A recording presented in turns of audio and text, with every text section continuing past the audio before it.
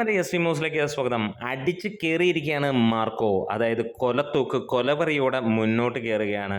കേരളത്തിൽ മാത്രം 30 കോടിക്ക് മുകളിലെത്തിയ സിനിമ ഹിന്ദിയിൽ തരംഗമാകുന്നു. ഇന്നത്തോടുകൂടി സിനിമ ഏകദേശം 70 കോടിയിലേക്ക് എത്തുകയാണ്. ഹിന്ദിയിൽ ഒരു രക്ഷയുമില്ല. ആദ്യ ദിനങ്ങളിൽ 20,000 രൂപ നേടിയിരുന്ന സിനിമ 7-ാം ദിവസം കഴിയുമ്പോഴത്തേക്ക് 8-ാം ദിവസത്തിലേക്ക് എത്തുമ്പോൾ നമുക്ക് കാണാൻ കഴിയുന്നത് 50 ലക്ഷം രൂപ നേടിയിരിക്കുന്നതായിട്ടാണ്. 8-ാം ദിവസത്തെ മാത്രം കളക്ഷൻ 50 ലക്ഷം രൂപയിലേക്ക്, അതായത് 1 കോടിക്ക് മുകളിലേക്ക് സിനിമയുടെ 8 ദിവസത്തെ കളക്ഷൻ എത്തുകയാണ്. അടിച്ച് കയറി എന്നല്ലാതെ വേറെ ഒന്നും തന്നെ പറയാനില്ല. അതായത് സിനിമയ്ക്ക് വലിയ രീതിയിലുള്ള ഒരു സപ്പോർട്ട് നോർത്ത് ഇന്ത്യയിൽ നിന്ന് ലഭിക്കുന്നു. വലിയ രീതിയിലുള്ള തിയേറ്റർ കൗണ്ടുകൾ ചാർട്ട് ചെയ്യപ്പെടുന്നു. ഷോ കൗണ്ടുകൾ ആഡ് ചെയ്യുന്നു. ഷോ കൗണ്ട് ആഡ് ചെയ്താൽ അപ്പോഴും എക്സ്ട്രാ ഷോസ് ആഡ് ചെയ്യേണ്ടി വരുന്നു.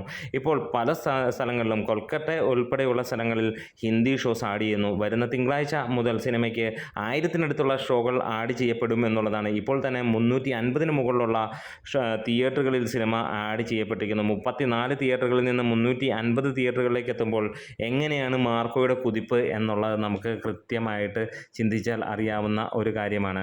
എന്താണേലും ഒരു രക്ഷയുമില്ലാത്ത തരത്തിലാണ് ഈ സിനിമയുടെ മുന്നോട്ട് പോക്ക്.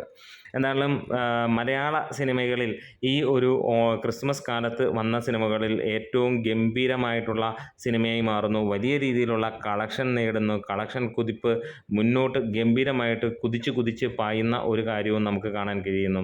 വലിയ താമസമില്ല ആ സിനിമ 100 കോടിയിലേക്ക് എത്താനായിട്ടുള്ളത്. എന്തായാലും ഉണ്ണി മുകുന്ദൻ്റെ വൺ മാൻ ഷോ ഇവിടെ തകർക്കുകയാണ്. വേറെ ഒരു സിനിമയുമില്ല.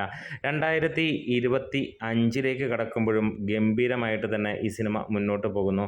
ഈ ഒരു സിനിമ ഹിന്ദിയിൽ പല സിനിമകളെയും വെല്ലുവിളിച്ചുകൊണ്ടാണ് ബേബി ജോൺ എന്ന സിനിമയെ അതിനുവേണ്ടി തിയേറ്ററുകൾ ഒഴിച്ചിട്ടെങ്കിൽ ഇന്ന്, അതായത് പുഷ്പയുടെ തിയേറ്ററുകൾ മാറ്റി ബേബി ജോണിന് കൊടുത്തുവെങ്കിൽ ഇവിടെ നമുക്ക് കാണാൻ കഴിയുന്നു ബേബി ജോണിൻ്റെ തിയേറ്ററുകളിൽ നേരെ നമ്മുടെ മാർക്കോ എടുത്തു മാറ്റുന്ന ഉള്ളൊരു കാര്യം. അതായത് പൊളിച്ചടുക്കിക്കൊണ്ട് സിനിമ മുന്നോട്ടേറുകയാണ്. ഹിന്ദിയിൽ നിന്ന് മാത്രം സിനിമ 25 കോടിക്ക് മുകളിൽ നേടുമെന്നുള്ളതാണ് നമുക്ക് പ്രതീക്ഷ. കാത്തിരിക്കാം. നമ്മുടെ വീഡിയോസ് ഇഷ്ടമായെങ്കിലും സപ്പോർട്ട് ചെയ്ത് തരാം. Thank you bros.